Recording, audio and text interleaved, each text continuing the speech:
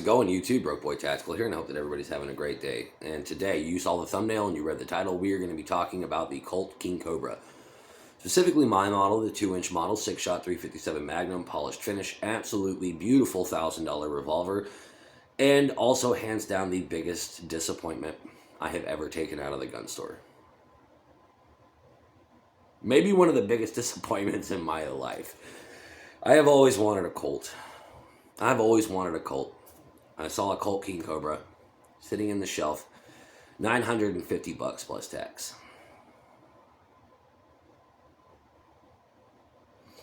All right, I'll take it.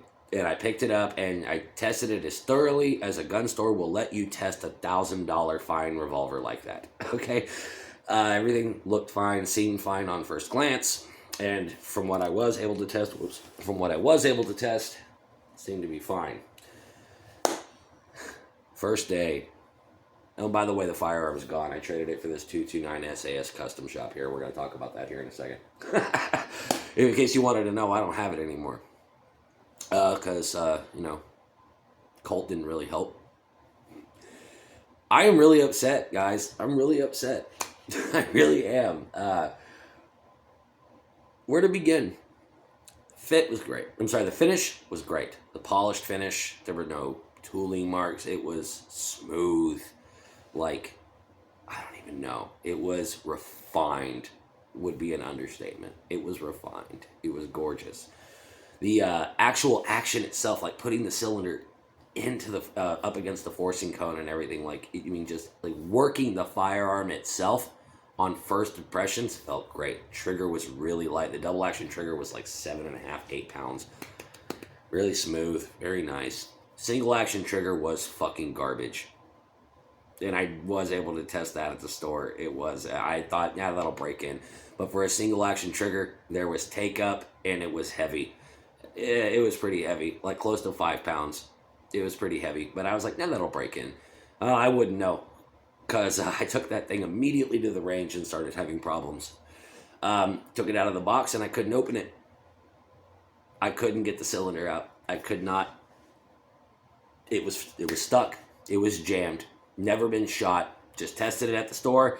Tested the timing on one cylinder because you don't want to get that ring on there on a new revolver. So I pulled the hammer back, dropped the trigger once, tested the lockup, called it a day. That's all I did to the gun. Bought it, took it to the range, didn't open. Spent about 25 minutes, finally got the fucker open, and closed it back again. Didn't have that problem again after that, but still, right out of the gate, right out of the box, couldn't get it open. Loaded it up, and I realized that I couldn't get it shut. The plunge and my cylinder had too much space between them. There was too much wiggle room. There was too much back and forth between the cylinder and the plunge. And what had happened is my plunge had moved a little bit and gotten kind of like angled inside of the cylinder. So the cylinder was kind of cocked, like wonked a little bit. Like there was just too much wiggle room. So instead of being perfectly cylindrical and going back into the crank or going back into the firearm, it was kind of wonked a little bit, so you couldn't really get it back in there unless you deliberately straightened it out. Does that make sense? I don't even know how to describe a problem like this. I have never had a problem like this on a revolver, but I got it back in there, and the cylinder met up right with the forcing cone where it should. It looked less like any other Smith 686 or 586 that I've shot. And I was like, all right, cool. All right, this looks good. We're at the forcing cone. Everything looks fine. The fit from the crane to the firearm itself was fine. And I started firing it. No problems, except I really wasn't a fan of that trigger. And then I noticed that my barrel, I don't know if it moved on its own. I don't know how the Colt barrels go on. I don't know. But it definitely did not have this when I bought it. I held it up to the light, and there was a little space in between the barrel and the frame of my firearm. Not the forcing cone and the cylinder. The barrel and the frame of my firearm. There was a gap about this big. Yeah. Done. Biggest fucking letdown out of the box. $1,000. $1,000. I took it back to my local FFL, and they said to call Colt, and they'll send it back to them. That they'll take care of everything, and they were real sorry about that. They handled it fine. Well, we called Colt, and Colt was like, well, The gap between the barrel and the frame is, as long as it's in spec, then that's fine. There's no way that can be in spec. Guess what? I emailed them a picture. It's in spec. If that's in spec, then I don't want to know what out of spec looks like. That was bad. That was bad. Fuck all the reliability issues. When you pay $1,000 for a revolver, let's be real here. It's probably going to be a safe queen for the most part. If I can't, at the very least, enjoy admiring this gun without having that annoying fucking gap between my barrel and the frame, it also doesn't work right. Like, that's just not okay. And Colt was trying to tell me that, yeah, if you don't reset the trigger all the way, the trigger will lock up on you and the cylinder might get stuck and you might have some timing issues. And I'm like, wait a minute. So if you short stroke this trigger, even once, right? If you short stroke this trigger, you could ruin the firearm, like, entirely. Well, it's possible. And they started going on telling me about how this little mechanism inside could break if you short stroke the trigger too many times or even once. And I was like, on a $1,000 revolver, you can just completely break it. Good to know. Awesome. So is that what I did? Well, we need to see it. And we'll send you a shipping label, and it'll be about 10 to 12 weeks. I'm not joking. That's what they said. 10 to 12 weeks before I would get my firearm back. I have a buddy who is an amateur gunsmith. He swears to me he can fix the barrel problem. Swears to me he can get inside that thing and fix it, and he wants to keep it. I was like, you can have it. Even if you fix it, I don't trust it. I don't want it back. And I got to take my pick from the firearms that he had, and I chose this Sig Sauer P229 Custom Shop SAS, their snag-free design. Roughly about the same price. You can pick this gun up anywhere from about $825 to about $1,050, maybe even $1,100, depending on where and when you buy this gun.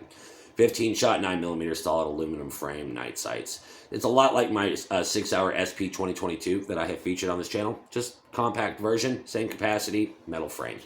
Pretty much, though, exactly the same gun. Yeah. If you're going to spend $1,000 on a gun, I'd much rather have this. I'd much rather have this. I really wanted to have a very fine carry revolver in my collection. I've got a couple of fine single actions. I do have a Ruger Red Hawk 45 Colt with cherry grips. It's a very nice. It's actually kind of one of their rare models, chambered in 45 Colt. It's a pretty neat little gun, but it's nowhere near as beautiful and refined as the Colt was. But the reliability on that gun is just so much better than on the Colt. I don't get it. Like, I really don't. I don't understand how Colt could drop the ball like this. I mean, seriously, the 686 basic model 3-inch can cost $550 to $650, and that's like half as much. And I'm telling you right now that I would much rather have this 686. I'd much rather have a Taurus tracker. Yeah. My 856 was a better firearm. And that's size and weight and everything. That's actually relatively the same size to the 2-inch King Cobra. Except one's 38 Special, one's 357 Magnum. They're both 6 shots. The timing on the Taurus was better. I had no cylinder lockup. I had no trigger lockup. I had no problems with anything on that revolver. No cylinder gap. That was a $350 gun. And it came with some really nice Viridian laser grips. And Colt gave me a nice finish on a gun that doesn't work with bad fit for $950. And then sat here and told me that it was okay. But to go ahead and send it in anyways, and they would fix those internal problems. But the barrel, no, that's in spec. That's fine. We're not going to fix that. Even though it annoys the fuck out of you, we're not going to fix it. It's not a hazard. Yeah, no wonder they went out of business. And if this is how CZ is handling the company, because I know that CZ bought them out, then they're not doing much better than Colt did. They're not. I thought that was very poor handling on their part. They should have been like, we're just going to give you a new gun. That's unacceptable. It doesn't work and there's a gap in the cylinder. No, absolutely not. I wanted a new gun, and they were like, no. We'll just fix the internals and send this ugly piece of shit back to you. Yeah, screw that. Screw Colt. Never going to buy another Colt again. I mean, the guys at Colt were nice. Spoke to a guy named Jethro. He was very helpful. I did not like how they were like, it might be in spec, it might not be. And then I sent them a picture, and they were like, yep, that looks good. What fucking crack are you smoking where that looks good to you guys? No, absolutely not.